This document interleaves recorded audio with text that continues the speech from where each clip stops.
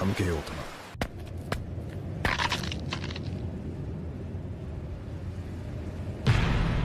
なんだこれは。La voix du passé t'appelle et t'attend. Voici les mots qui ont hanté le plus grand scientifique du monde et qu'il n'a pas pu oublier à cause de son fruit du démon, mais surtout qu'il n'a pas voulu oublier. Car malgré tout, il a tout abandonné pour accomplir la volonté de ceux qui cherchent la liberté. Et parmi eux, que ce soit Atlas ou Emmet, aucun ne fera preuve d'hésitation pour tout donner. Le Dr Clover est un dit, le sacrifice d'Atlas et la mort de tous les Vegapunk, l'arme secrète d'Emmet, et surtout le dit qui va être révélé ou peut-être pas du tout, on en parle.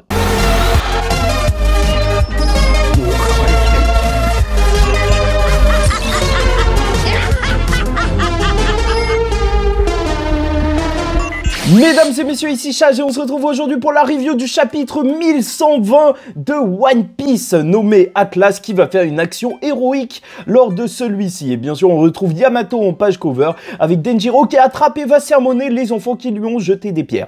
C'est sympa de voir que les fourreaux rouges qui se sont battus pour le peuple aussi tentent de leur montrer la bonne voie. Et bien sûr, on est toujours avec un rythme assez tranquille en ce moment, un peu trop tranquille diront certains, car on est sur du grandiose. Ça prend du temps de tout installer pour Oda dans son univers afin que après ça paye et ça pète. Et on va voir si tout va peut-être péter dès le prochain chapitre avec la révélation du dit. Mais n'hésitez pas à liker ou disliker la vidéo, commenter, donner votre avis en commentaire et vous abonner si vous n'êtes pas encore abonné. Et commençons tout de suite par le Dr Clover qui était un dit. Et...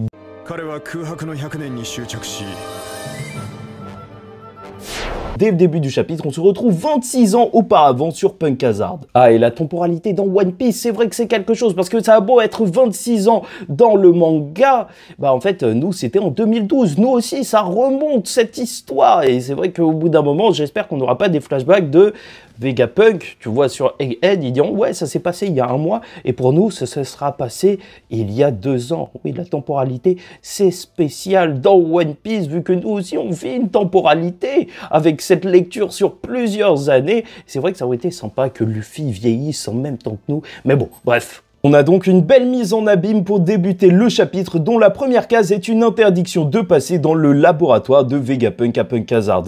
Et Clover qui parle aussi d'éléments interdits, ça marche. Le siècle oublié dont il a entamé les recherches et demande à Vegapunk de mener les siennes. D'ailleurs, on reconnaît l'ancienne grosse tête de Vegapunk et surtout le dragon bébé. Oui, j'aurais aimé avoir une discussion entre Vegapunk et les Mugiwara où ils expliqueraient qu'ils sont partis sur Punk Hazard et ils demanderaient « Hey, comment il va mon petit dragon de compagnie tout mignon que j'adore ?» Et Zoro qui dit qu'il a juste découpé parce que oui, les Mugis sont les gentils apparemment. Pour en revenir au sujet, Clover a été arrêté plusieurs fois et Vegapunk lui conseille de s'enfuir car ils l'ont libéré sûrement pour arrêter aussi ceux qui travaillent avec lui. Et surtout pour le docteur Vegapunk à cette époque, il n'y a aucun intérêt à savoir dans le passé quel camp avait raison. Il en est ce qu'il en est désormais. Même en apprenant que l'histoire a été effacée, il ne voulait pas s'en mêler. Et alors que Clover va expliquer qu'il avait un frère à l'époque et qu'il a été tué seulement car il portait le nom de Di, et ça c'est plutôt fort étant donné qu'on est dans un arc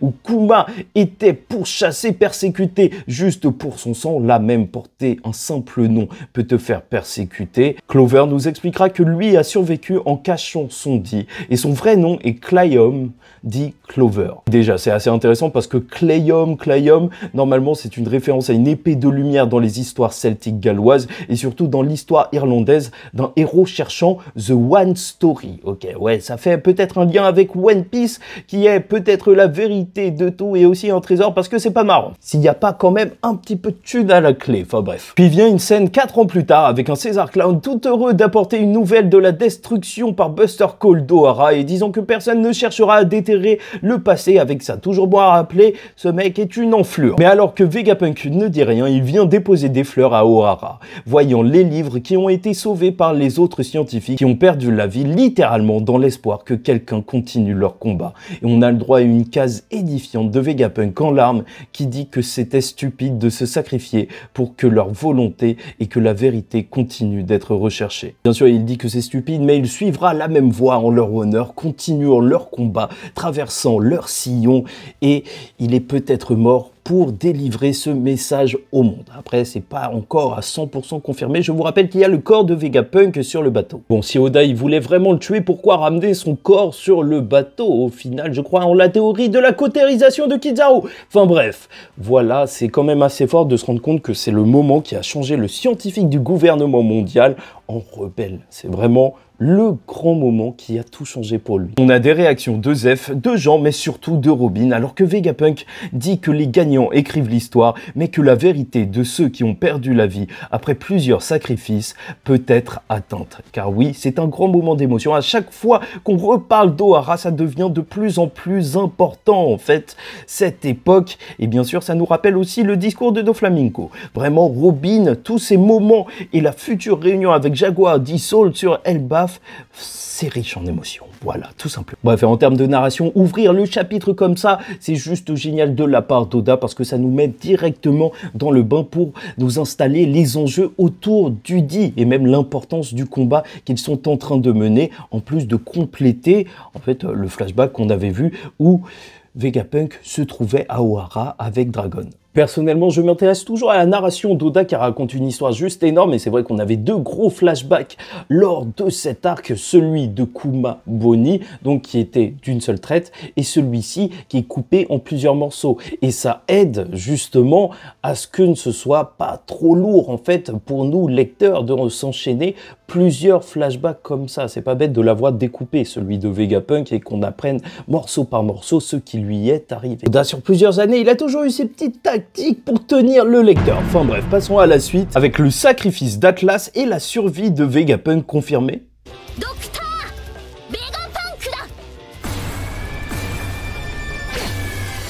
Puisque de base, j'avais vraiment l'impression qu'on ne verrait aucun Vegapunk sortir vivant de l'île d'Egghead. Une demi-défaite pour les Mugiwara. Hormis Stella, bien sûr, qui se trouve sur le bateau et qui pourrait peut-être se réveiller pour l'arc final de One Piece et continuer un grand message. Et dans tous les cas, on a même un autre Vegapunk, puisqu'on va donc retrouver du côté de Punk Records, Lilith et le reste des Mugiwara se hâtons pour partir. Sauf que cela est impossible, car si Nojoro les ralentit, même un tout petit peu, ils n'atteindront pas la mer en volant. Et là, extrêmement surprenant, sorti de nulle part, Atlas arrive en frappant Lilith et demandera aux Mugiwara de s'occuper d'elle puisque c'est bien Atlas qui s'occupera, elle, d'ouvrir le chemin. Franchement, ça me fume parce que normalement, tu vois, tu veux mettre quelqu'un HS quand t'es un expert de combat dans les mangas et compagnie, tu mets un petit coup dans le ventre. Voilà, mais là, il y avait quelque chose en plus. Ça se voyait que c'était personnel, elle a pas juste tenté de la faire dormir, tentative de meurtre. Mais dans tous les cas, cet événement change complètement la donne. Ça veut dire que Lilith a coupé sa connexion vu qu'elle est tombée dans les pommes et même York le remarquera et elle pensera que il en est fini de Lilith et donc qu'elle est la dernière Vegapunk à la fin de ce chapitre. Et vu que la mission du Gorosei est de supprimer tous les Vegapunk, là c'est quasiment mission complétée pour eux. Donc est-ce que c'est dans le but que Lilith rejoignent les Mugiwara dans leur combat ou même qu'elle fasse quelque chose de grandiose à la fin de One Piece, jouant le rôle bien sûr de scientifique restant, en même temps Lilith c'est un nom démoniaque et vu qu'ils combattent le bien, le gouvernement mondial, ça pourrait marcher ou même peut-être juste qu'elle va faire un petit sacrifice à la fin d'Egghead et va surprendre même les Gorosei parce qu'ils croyaient que c'était terminé. Dans tous les cas, on aura réellement une personne qui va se sacrifier puisque le bateau va foncer s'envolant dans les airs, coup de burst, et Atlas va se propulser, quitte à perdre un bras pour éloigner Nojoro. Et en cette fin de chapitre, elle en rajoutera en faisant une explosion suicidaire afin de vraiment bloquer le membre du Gorosei. Et c'est peut-être devenu un classique de One Piece, ou en tout cas du Nouveau Monde maintenant. Le mec qui s'explose pour laisser les Mugi partir. Enfin bref, et avec York qui pense être le dernier Vegapunk en vie, bah, c'est vrai que là, il pourrait te lâcher une attaque surprise au bout d'un moment dans l'histoire. Mais bon, c'est là qu'on aborde le gros événement du chapitre, le géant de fer en difficulté et l'atout secret d'Emmet. Parce que je vous le dis, le robot géant, vu comment il nous a été teasé et son palmarès jusqu'à maintenant qui n'est pas énorme, alors il faut qu'il nous fasse quelque chose. Je l'attends au tournant lors du prochain chapitre, puisqu'on va en effet le retrouver alors qu'il est sorti des eaux. Et c'est juste génial. Ces marines qui ne comprennent rien, sangliers géants, serpents, oiseaux, robots, qu'est-ce qui se passe? Du côté de Luffy et des géants, ils sont fans et le robot, lui, est juste heureux de retrouver Joy Boy et de pouvoir combattre avec lui en le protégeant. Et purée, ça me fume. C'est peut-être ma case préférée du chapitre. Oui, c'est débile, mais le robot qui fait « Hey, Joy Boy !» il lui tend la main, et Luffy qui capte rien et se retourne, c'est un gag à l'ancienne dans One Piece. C'est bon, oui, ça rappelle les bons moments, et c'est d'une tristesse que après des centaines d'années à attendre pour revoir Joy Boy, ça se passe comme ça. Faut vraiment que quelqu'un parle à Luffy et lui explique, et même sa réaction, ça risque d'être extrêmement intéressant. Si on lui dit qu'il fait partie d'une légende, réincarnation ou je sais pas quoi, je pense qu'il va plutôt mal le prendre. Enfin, plutôt, il va se dire, je m'en fous. Bon, quand même, on retiendra que Luffy est le seul à pouvoir entendre la voix du robot géant, sûrement la voix de toute chose, et c'est cool, parce que bientôt, Luffy comprendra tout. Enfin, je l'espère. Le plan du Gorosei, en tout cas, est simple. Réduire à néant le robot pour arrêter la transmission. Et alors que les géants et Luffy mettent les voiles, le robot va se préparer avec son poing en avant, mais Jupiter va juste croquer la partie gauche de son corps. Car d'après Saturne, cette arme a 900 ans, elle est vieille, et c'est ça qui est extrêmement intéressant en fait pour la suite, mais on y reviendra. D'ailleurs, l'araignée saute sur le bateau des géants et c'est dégueulasse dit comme ça. Voir des gens paniquer à cause d'une araignée alors qu'ils sont en croisière, en vrai c'est même pas si fou que ça. Croyez-moi, j'ai vu des grands gaillards avoir peur de plus petites araignées. Ainsi, alors que le ver et le sanglier sont en train de foncer sur Emmett, il se demande s'il doit utiliser son dernier atout, car tout est rouillé. Et là, gros mystère, grosse hype, on ne sait pas ce qu'il va arriver. Est-ce que c'est une explosion aussi à la Atlas avec une sorte de mini Mother Flame qui se trouverait à l'intérieur de son corps et qui lui permet de bouger?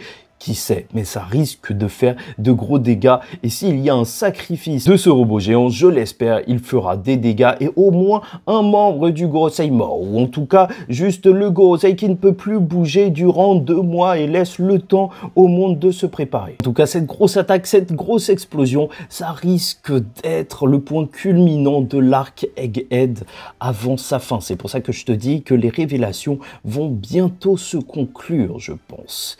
Et on va pas se mentir, l'élément le plus drôle du chapitre, c'est quand même d'avoir vu que Saturne a sauté sur le bateau alors que son réel ennemi est peut-être Vegapunk, c'est peut-être les Mugi et compagnie, mais lui, la personne qu'il a le plus détesté et la personne qu'il veut fumer, c'est Kuma et Bonnie. Non, franchement, la haine va beaucoup trop loin. Bref, et terminons par le dit qui ne sera jamais révélé et la révélation pour le monde de Goldie Roger, même si pour nous, c'est pas grand-chose. Enfin, quoique.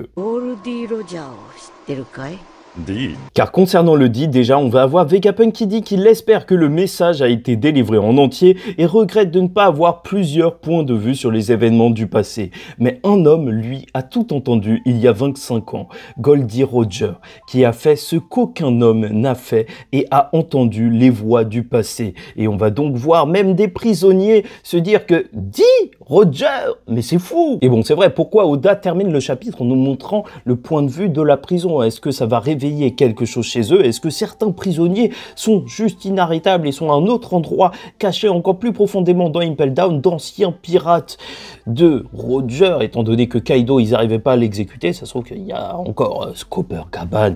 Oui, il y en a qui espèrent encore le voir un jour, qui est enfermé. Et là, vu qu'on parle de son capitaine, il pourrait sortir, faire une grande rébellion et sortir avec bonne clé surtout. Non, c'est vrai, peut-être que je vais trop loin. Déjà, juste Doflamingo qui va entendre ça, il va juste kiffer. Et quoi qu'il en soit, Vegapunk semble bien être sur le point de lâcher son message final. Sa prédiction pour le futur qui va peut-être lancer la grande guerre finale de One Piece. Et ça va être magnifique. Même juste qu'il termine en disant: je pense que je vais être tué par les monstres du gouvernement, et il montre des images en live, et là le stream explose encore plus qu'Amine et Billy. Non, et plus sérieusement, voilà, ça fait un petit moment qu'on nous parle du dit, donc ne pas avoir de révélation, ce serait peut-être anticlimatique, même si pour l'univers ça risque de changer les choses. Même juste le Vegapunk qui dirait ouais, ce sera un dit qui changera le monde, donc suivez-en un.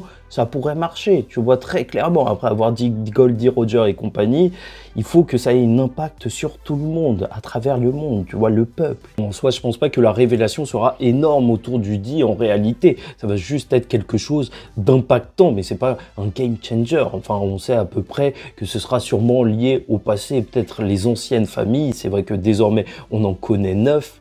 La famille Gold, Monkey, Nefertari, Portgas, Marshall, Jaguar, Trafalgar, Rox, Cliomf. Est-ce qu'on en aura d'autres? Est-ce qu'ils sont juste les descendants de l'ancien royaume qui s'est rebellé de dirigeants ou juste l'équipage de l'ancien Joy Boy? Et donc ils peuvent entendre les voix du passé peut-être. Voilà, ces gens, ils sont liés au dit et à la volonté de leurs ancêtres, je sais pas. Enfin bref, et les prochains chapitres pourraient nous laisser sur un magnifique goût de victoire avec en fond l'arme d'Emmet qui est utilisée et par au-dessus, donc au-dessus de cette bataille physique qui serait perdue par le Gorosei, la bataille d'information qui serait perdue elle aussi avec Vegapunk qui révèle tout alors que tout était caché. Quoi qu'il en soit, le Gorosei qui a appris la mort de tous les Vegapunk hormis York, il n'était pas heureux car le message continuait et c'est peut-être un détail mais je trouve que c'est ça aussi le message de One Piece et c'est pour ça que c'est fort, mais les idées des hommes les rendent immortels, leur volonté, et donc si le message continue, s'il est transmis, ils ont perdu et c'est pour ça que le Gorosei est encore plus hargneux à la fin de ce chapitre, car la bataille n'est pas terminée malgré la mort de Vegapunk. Et ça, c'est beau, c'est vraiment le fond, le sel de l'histoire de One Piece qui est là. C'est pour ça que j'y crois personnellement que dans les prochains chapitres, et peut-être même juste le prochain, parce que ça dure depuis un moment, tout va péter avec révélation du dit, explosion et compagnie. Mais même, c'est vrai qu'on a terminé sur des prisonniers, vu qu'on nous parle de Goldie, Roger et ceux qui ont tout appris. Bah, ça se trouve que Baggy, il va en bénéficier. On ne sait pas comment, mais toujours là pour devenir plus fort sans bouger. Baggy dit Cloud. Et globalement, le chapitre 1120 de One Piece est complexe, car Vegapunk n'a jamais été pour le combat, a peut-être parfois voulu fuir la vérité, mais rien n'est simple. Et le vieux scientifique a suivi l'appel de son vieil ami, le Dr Clover. Et alors que chaque partie de lui se sacrifie pour l'avenir, le robot du passé, lui, compte sur son dernier atout, car sur l'île d'Egghead, les événements, mais surtout le message diffusé et les informations révélées seront pour le monde et la rébellion tout simplement décisifs.